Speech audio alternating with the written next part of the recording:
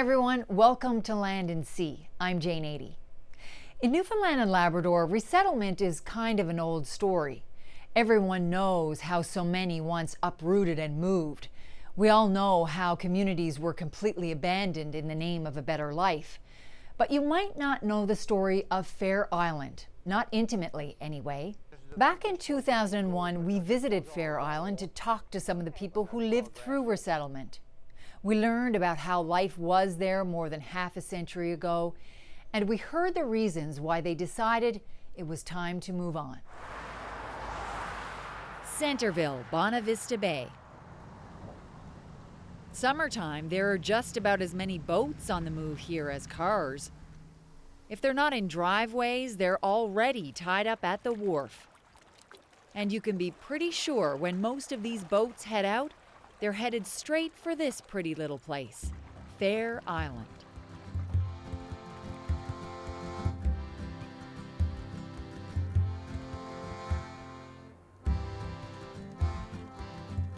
This summertime retreat once thrived year-round with 450 souls. They worked, raised children, and enjoyed everything that life in rural Newfoundland had to offer. But 50 years ago, the life went out of Fair Island. Families uprooted and hauled their homes, their belongings, and their memories across the waves. They'd make a new beginning, a half an hour's steam in the bay, in a brand new town called Centerville. Those iconic images of resettlement are a unique part of Newfoundland and Labrador's history.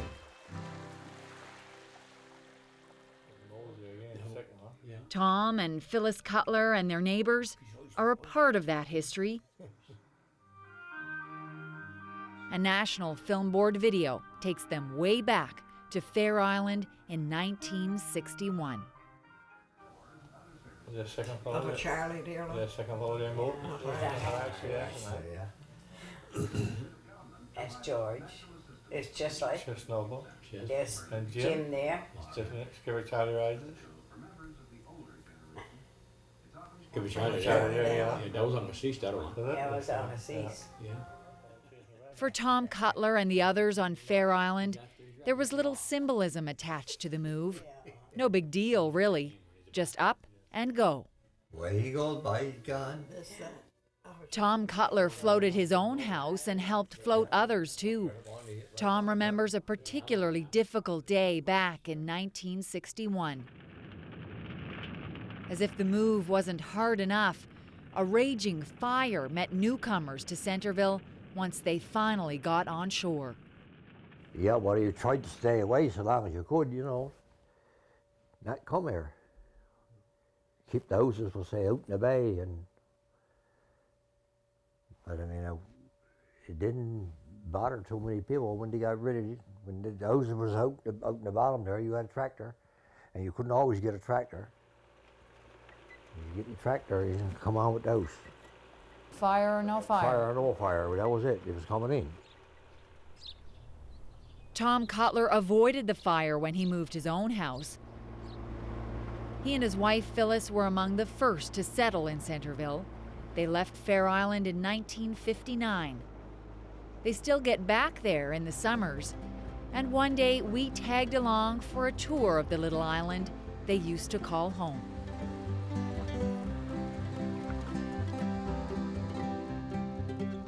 And this was a grocery store? Grocery store Grocery and store. a bit of everything. You know, you had a bit of everything in there. The Cutlers raised 5 children here. Tom fished and cut wood, while Phyllis kept the home in good order. Paths all over the island were well worn from their daily chores. So this, I guess, is would you call this the main? This was the main road, but now this was all gravel one time. Okay. But now it's all grassed over now. Bring back a lot of memories when you're walking along Yes, here? yes. When we were kids there, everybody had fences. Yeah, because Marking their property. You sowed Marked their their own property gardens. because you had animals there, see, and they used to grow their own vegetables. Sure. Fair Island had its own school. All ages learned together in the one-room schoolhouse. Students took turns lighting the morning fire. 5 or 6 years old when I went to school, but everyone had to bring their own wood. You take your junk of wood, everyone. All the kids come to school, everyone brought a junk of wood. They were helpful pupils, but there was no shortage of mischief. Kids on Fair Island weren't unlike students anywhere else.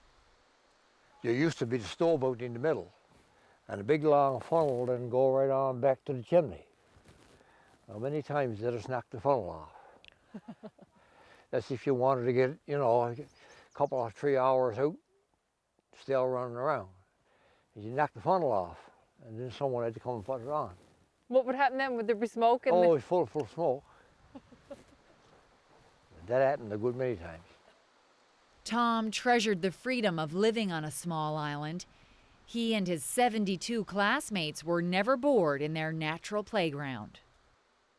And you'd be climbing around these rocks? Up on those rocks here, the cracks in the cliffs up there like that. You get up there and walk around up on that until you fall over. Going up over that cliff, up over that little hill there, there's a lot of grass and stuff growing there, but it used to be rocky. You go up and you stub your toes in that and knock your toenails off. You were going around barefoot, were you? Yeah, I was going around barefoot, yeah. The church was the focal point of life on Fair Island. All that remains now are the concrete posts. But back in its day, St. Barnabas had devoted Anglican parishioners. Twice on Sundays, in the morning and the evening, the pews were filled. Phyllis lived just across the harbor on nearby Paul's Island. You can be sure there's a spot in heaven for her. Phyllis never missed a service. We get up every Sunday morning and get dressed, and my Uncle Malcolm, he had a big boat. We all get in the big motorboat and come across to take off. Oh, just up, yeah. We always wore hats to church then. Well, now they don't wear none under it, but you wouldn't go in church without putting on, covering up your head. Every Sunday we look forward to getting up and coming to church. And when there were weddings, everyone on Fair Island was invited. When someone passed away, the sadness was shared by all. As Tom and Phyllis Cutler remember it, there was nothing complicated about life on Fair Island. It was pure and simple. We lived there on the island, I mean, everything was good. Sounds good. Yeah. But all those rose-colored memories don't change the fact that people here were isolated, and many didn't want to be anymore.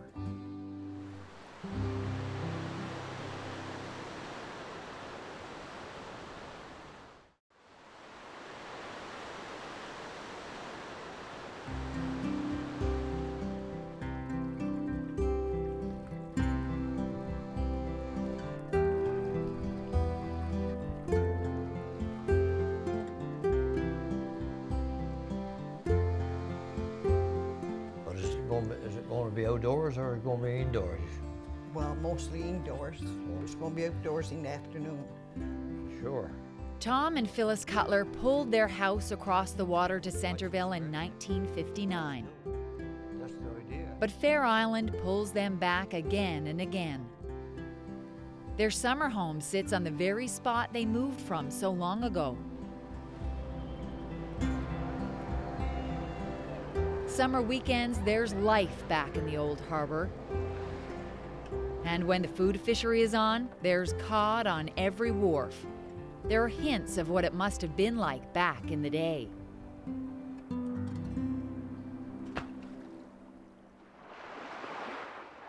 This tickle used to be right full of schooners. With 12 or 14 schooners here in the tickle. Fair Island was known for its skilled fishermen, and most took those skills north to fish on the Labrador. Tom Cutler was 16 when he made his first trip. How long would you go for when you'd leave Fair Island?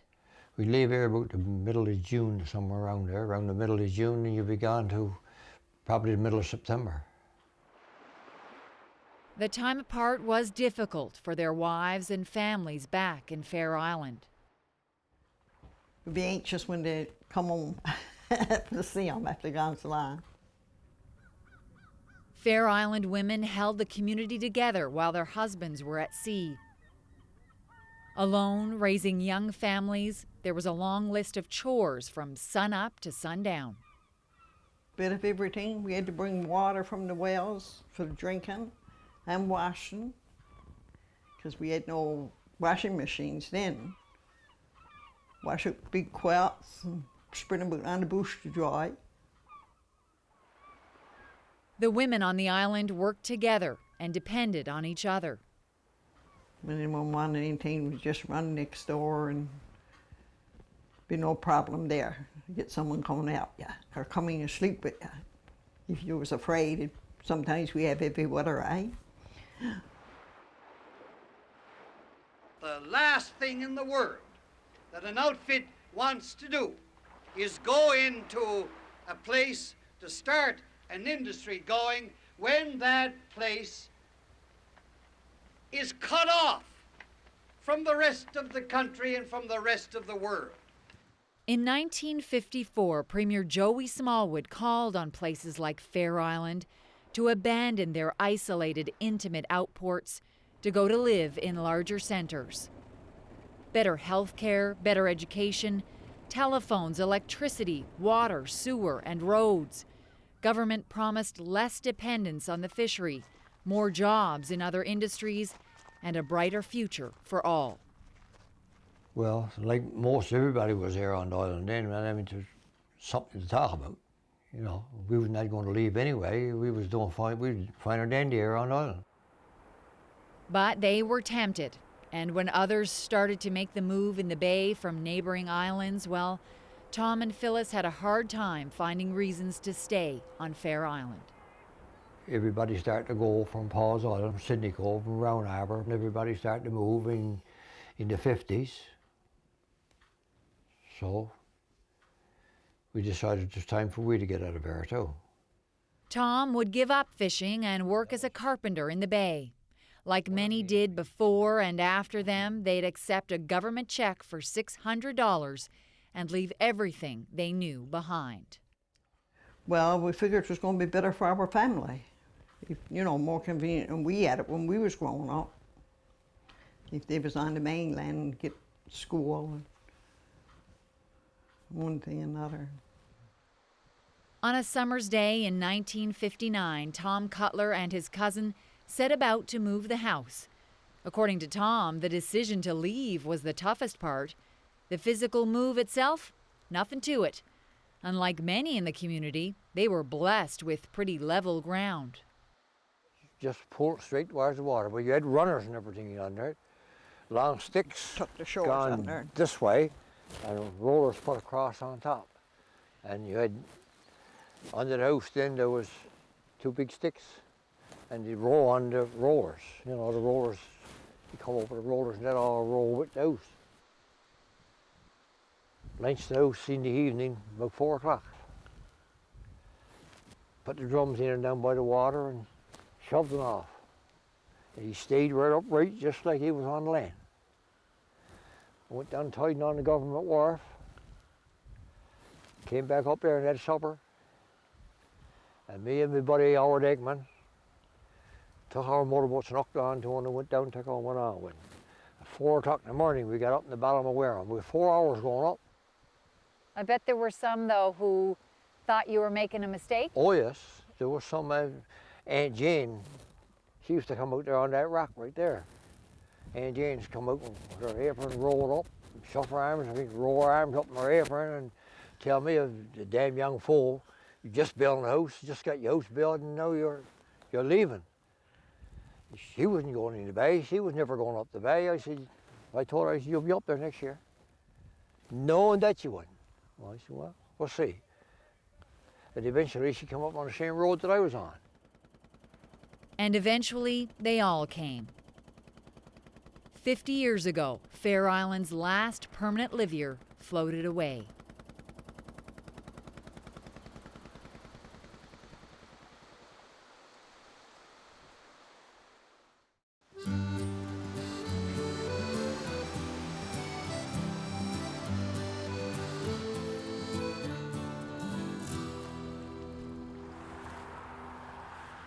This summer, there was quite the time in Centerville. A feast to celebrate what was gained rather than what was lost by resettlement.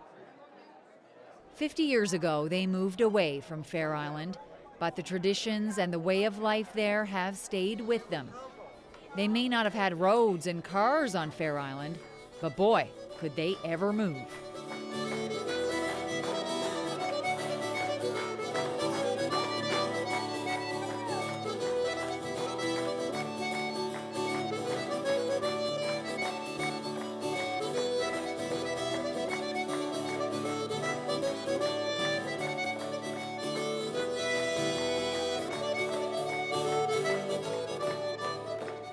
The Resettlers Museum was a big draw.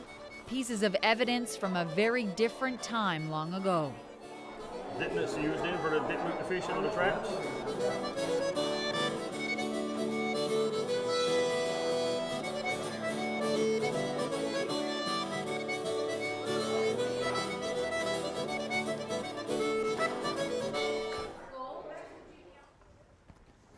David Pickett doesn't need a museum in Centerville to remember. He has his own memories, right here on his wharf on Fair Island. My father and brothers always had cod traps out, and every summer I go help them out on cod traps, and with my father at the trawing. Like I said, I always wanted to be aboard a boat. I always wanted to be a fisherman, really, I guess. David dreamed of fishing from Fair Island. But all that changed when Joey Smallwood introduced resettlement. Well, I loved the island. I didn't want to leave, and like I said, my father didn't want to leave. Really, we were fishermen. We had longliner. He and his brother had a longliner on the Labrador. Under the resettlement plan, those who relocated received that now infamous $600.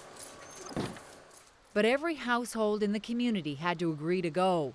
Otherwise, no money changed hands. David Pickett remembers the pressure some families felt, agreeing to leave, but wanting to stay. Well, we didn't really give in until we had until we had no other choice, right? When most everybody moved off the island, the schools went, well, I mean, your kids had to have education. So, there's no teachers in, and not enough students there to have a teacher, so then we had no other choice, really. Now, that's my opinion. I was only young, but it still affected me a lot, to be honest.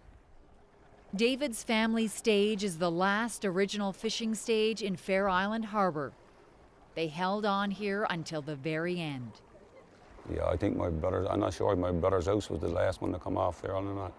I think it was. Anyway, we moved the last year, 61. I mean, that's when the final houses came off Fair Island, right? In 61. David went on to go to university. He spent 4 years working at the pellet plant in Labrador City after that. He took an accounting course and spent 3 years working in Toronto. I had a calling to come back. Salt water in my blood, I said. I still didn't like the office jobs. I wanted to be on the water. I wanted my freedom, it's nothing like it, really, on the water. So in 1974, he did come back, and he's been living his dream here ever since, fishing from Fair Island. To me, everybody who went away was no better off in a lot of cases than I. People stayed home. It seems like you spend according to what you make. That's the way I see it. And you may have more around you when you make more money, but it seemed like wherever you go. I was up in Toronto for 3 years. I was in Labrador City for 4 years, and to me, I was no better off than I am now, right? David has a house with all the conveniences in Centerville, but more often than not, you'll find him here. Fair Island is where he's wanted to be his whole life. Resettlement or not, the heart wants what the heart wants. I got grandchildren and they love the island as well. They love the island, yeah. So I don't know if I hand it down or not, but they love the island. And my daughter and sons, and they love the island. When they come out to Senegal, I'm a shoot right on in there, right? No such thing as stopping in Senegal, just come right to Fair Island.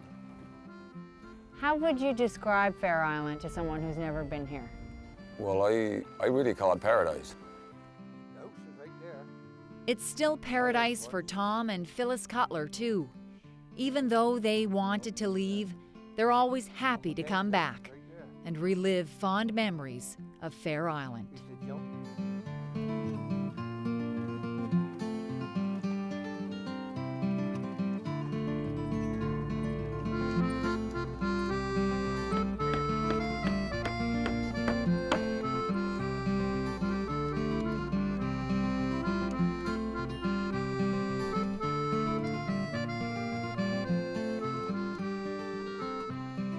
That was a show called Resettlers Remember, and there's going to be a community reunion on Fair Island this summer. We hope you have a great time, and we hope you enjoyed this look back at a show from 2011. We'll see you again next time.